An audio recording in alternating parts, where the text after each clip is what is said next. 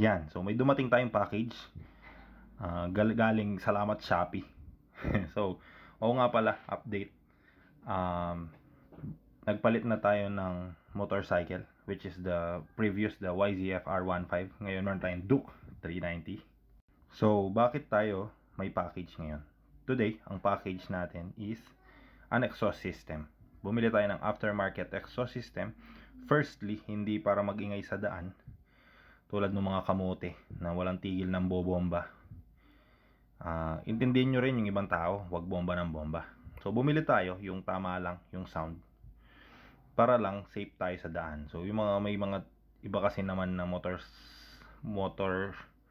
cyclist na hindi aware or hindi tumitingin, biglang nagko-corner or lumiliko, para aware sila na nasa gilid tayo, from cars to motorcycles.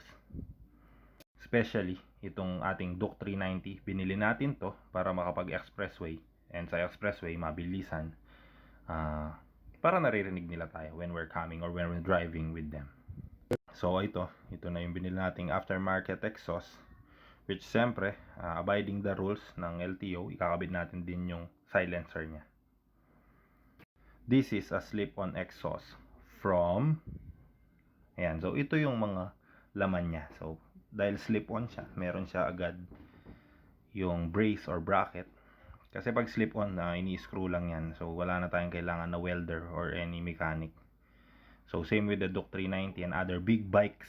So yes, naka big bike na tayo. Screw lang, mapapalitan natin yung exhaust system. Don't forget pala to share and subscribe. Makakatulong yun sa ating channel. So yan, meron siyang mga screw. Sabi sa inyo, screw lang, mapapalitan natin. And yung clip-on, ayun yung nagki-clip para sa exhaust hindi siya mahulog.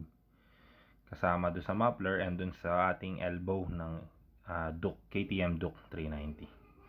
So yan, ito yung, may rubber siya, siyempre para hindi manginig or maingay, mag-rattle pagka naka-clamp na siya doon sa ating exhaust system. And yes, hindi ito yung authentic or yung legit na part kasi napakamahal ng legit. So hindi na siya sulit, especially if hindi ko magustuhan yung sound, baka magpapalit rin tayo ulit. This cost only 700 peso pati na shipping. So napakamura. So matitest lang natin kung ano yung magiging sound nya, magiging looks nya. Ito na ang ating biniling slip-on exhaust,